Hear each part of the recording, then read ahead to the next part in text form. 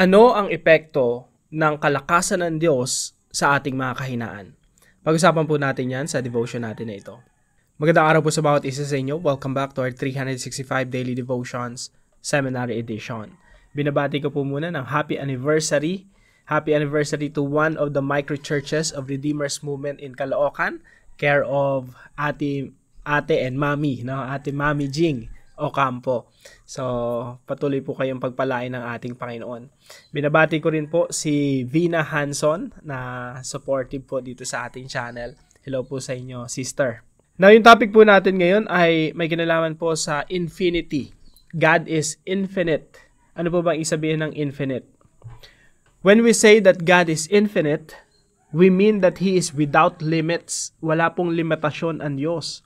In terms of power, knowledge, presence, and being. Unlike us, God is not bound by time, space, weakness, or change. He is completely free from all constraints of creation. This truth should humble us and fill us with awe. The God we worship has no boundaries and is fully sufficient in Himself.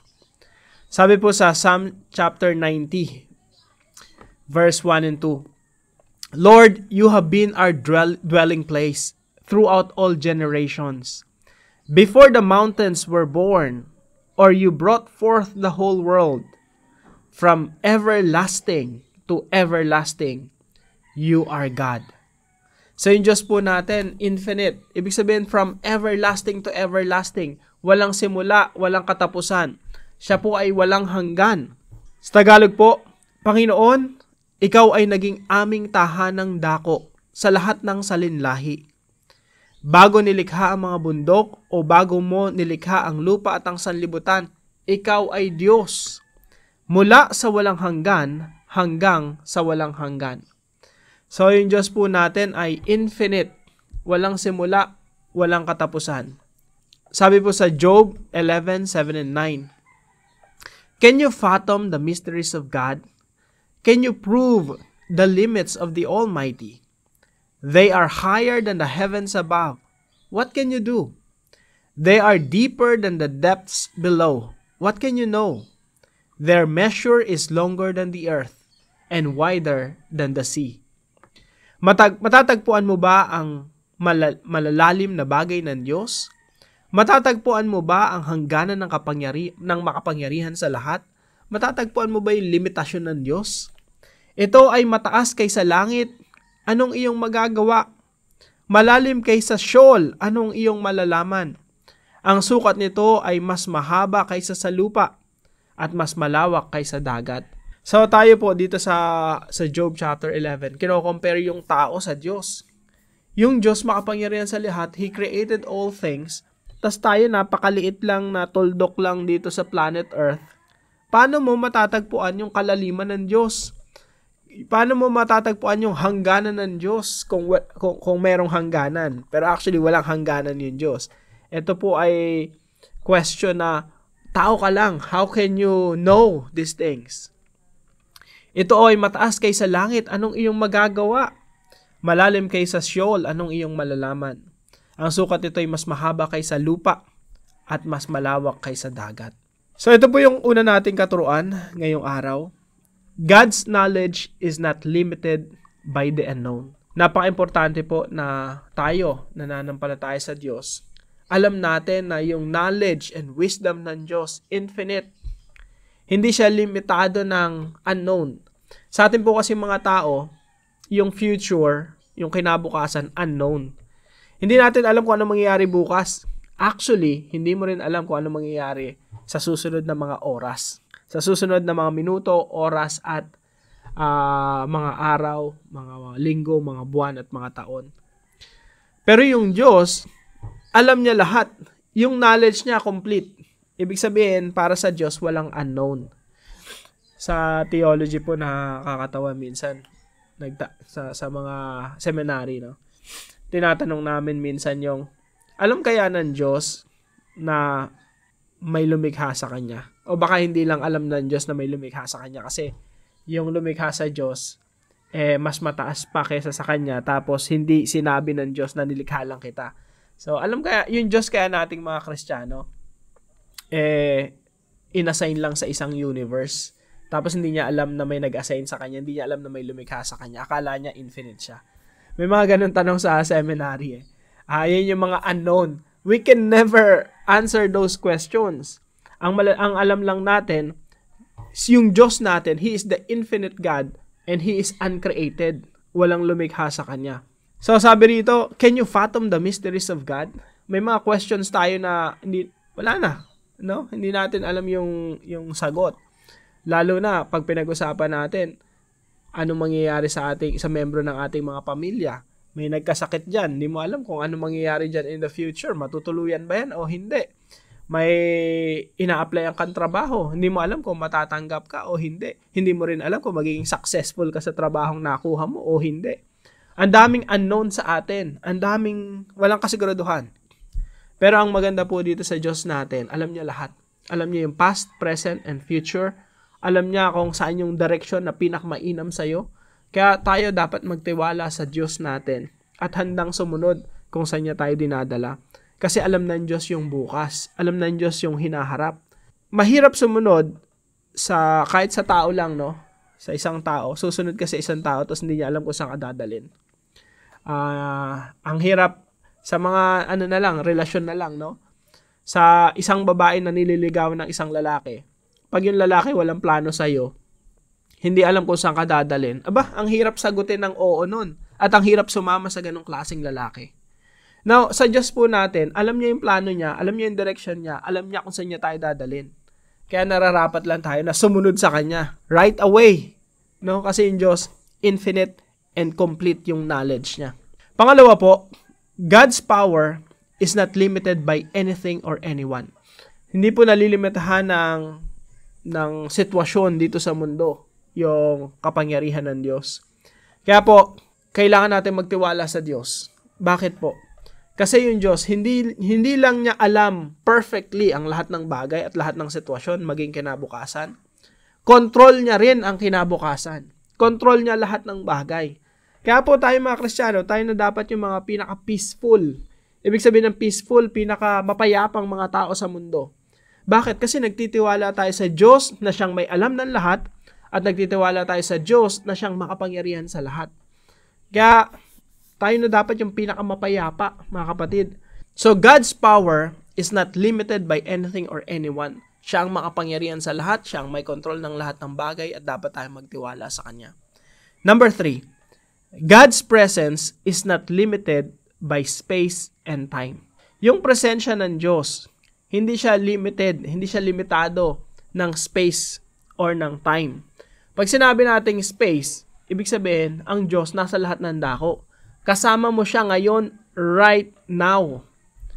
Hindi mo na kailangan pang hanapin ng Diyos, nasa tabi mo na ang Diyos. Hindi mo na kailangang pumunta pa sa isang pook sambahan para katagpuin ng Diyos doon.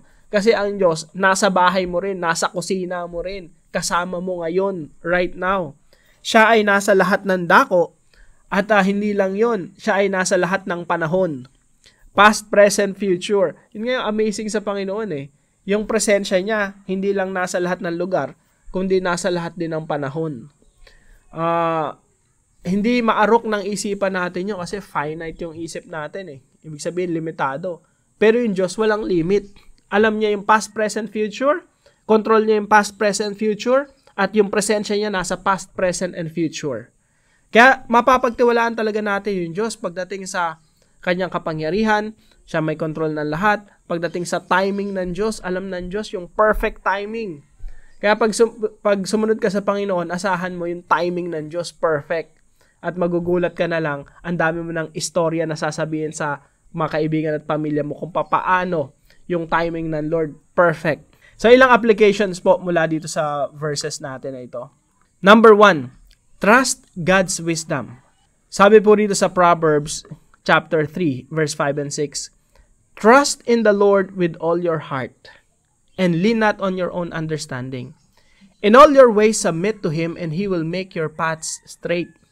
Sa Panginoon ay buong puso kang magtiwala, at huwag kang manalig sa sarili mong pangunawa. Sa lahat ng iyong mga lakad siya ay iyong kilalanin, at itutuwid niya ang iyong mga landasin. So yung wisdom ng Diyos, kailangan natin pagtiwalaan. Alam ng Diyos yung kanyang ginagawa sa buhay mo. Kapag ikaw sinorender mo yung buhay mo sa Panginoong Jesucristo, nagsimula kang lumakad ayon sa kalooban ng Diyos, kahit pa maghirap ka, magdusa ka, marami mga pagsubok na pinagdadaanan, huwag kang magreklamo sa Diyos. Bakit? Kasi alam ng Diyos completely kung ano yung pinakamainam para sa'yo. Minsan yung mga pagsubok sa buhay, hindi mo alam, para sa'yo talaga yan. Para yan sa ikalalago mo bilang mananampalataya. Para yan si Corrie ten Boom kung nakwento ko sa inyo noong nakaraan. Pati yung mga pulgas, pati yung mga insekto, pinagpapasalamat niya sa Diyos. Kasi kahit kinaagat siya sa gabi, okay lang. Ang mahalaga, doon sa kanyang kulungan, hindi siya pinupuntahan ng mga gwardya at meron siyang kalayaang mag-Bible study doon. Kasi yung mga gwardya, ayaw ng pulgas, ayaw ng mga insekto. So kahit yung, sabi ni Corrie ten Boom, thank you Lord, kahit dito sa mga kumaagat na insekto sa akin, may wisdom pa rin dito, sabi niya. At salamat kasi malaya akong nakakapagpalaganap ng salita ng Diyos kahit sa kulungan. So yung knowledge ng Diyos, infinite. Mamamangha ka na lang, ang dami nating istorya patungkol sa karunungan ng Diyos. Kailangan lang po natin gawin, sa Panginoon ay buong puso kang magtiwala at huwag kang manalig sa sarili mong pangunawa. Sarili natin yung pangunawa, minsan hindi natin maintindihan yung pagkilos ng Diyos. Pero sa mga ganung pagkakataon, we have to trust God's wisdom. Pangalawa po, trust God's power. Sabi po rito sa Jeremiah 32 verse 17. Basahin ko po sa Tagalog.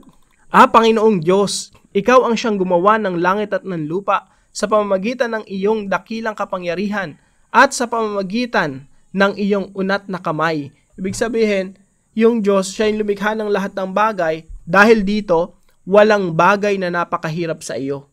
Kaya po, kung iisipin niyo lang mabuti, God created the heavens and the earth. Anong bagay sa buhay ko ang hindi ko mapapagkatiwala sa Kanya? Minsan, yung mga ibang Kristiyano na nakakausap ko, Meralco bill lang ang problema, hindi pa maipagtiwala sa Diyos Samantalang yung Diyos ang lumikha ng lahat ng kidlat at ng elektrisidad, no? At ng buong creation. Anong bagay ang hindi mo papagkatiwala sa Diyos? So we can trust God with everything. Buhay natin, trabaho natin, pang-araw-araw na kabuhayan, pamilya natin, mga anak natin, pwede natin ipagkatiwala sa Diyos. Pangatlo po, trust God's perfect timing. Alam po ng Diyos yung perfect timing. Kasi alam niya lahat alam niya lahat ng bagay. So, sabi po rin sa Galatians chapter 6 verse 9, let us not become weary in doing good, for at the proper time, we will reap a harvest if we do not give up. Meron pong takdang panahon ang sinasabi ang Biblia, na gumawa ka lang ng gumawa ng mabuti kahit napapagod ka na. Gumawa ka ng gumawa ng kabutihan sa iyong pamilya, sa iyong boss, sa iyong kumpanya, sa iyong eskwelahan. Patuloy ka lang gumawa ng mabuti, sundin mo ang kalooban ng Diyos kahit hindi mo nakikita yung resulta. Magpatuloy ka lang kasi merong takdang panahon. Sabi dito, for at the proper time. Sapagkat sa takdang panahon ay mag-aani tayo kung hindi tayo manlulupaypay if we do not give up. So, never give up. Huwag kang sumuko sa pagsunod sa Panginoon. Huwag kang sumuko sa mga bagay na ipinapagawa sa ng Diyos. Patuloy ka lang sumunod sa Diyos kahit hindi mo makita yung resulta. Kasi sa takdang panahon, aani ka. Aanihin mo ang iyong mga tinanim. Sabi po rito sa Ecclesiastes chapter 3 verse 11, He has made everything beautiful in its time. Ginagawa niya ang bawat bagay na maganda sa kapanahunan niyon. Kaya po ang Kristiyanong buhay, ang buhay Kristiyano, ito po ay maganda. Kailangan mo lang talagang makita yung timing ng Diyos. Kailangan makita mo lang yung kapangyarihan ng Diyos na kumikilos sa iyong buhay. Kailangan mo lang makita at maranasan yung wisdom ng Diyos sa pamamagitan ng pagtitiwala sa Kanya. Gusto mo bang umayos at gumanda ang iyong buhay? Magtiwala ka sa Diyos na siyang marunong sa lahat, makapangyarihan sa lahat, at Diyos na alam niya yung perfect timing sa buhay mo at sa bawat nangyayari sa iyo. Para po sa ating discussion, what is the impact of God's limitless to your own limitations? Tayo po'y manalangin. Eternal and infinite God, I stand in awe of who you are. You are without beginning or end, without boundary or limit. You are greater than my mind can grasp and more powerful than any force in creation. Thank you that in your greatness, you still care for me. Teach me to trust in your infinite wisdom when I don't understand, and to lean on your strength when I feel weak. Help me to remember that no problem is too big for you, and no detail of my life is too small for you. In Jesus' mighty name, I pray. Amen and amen.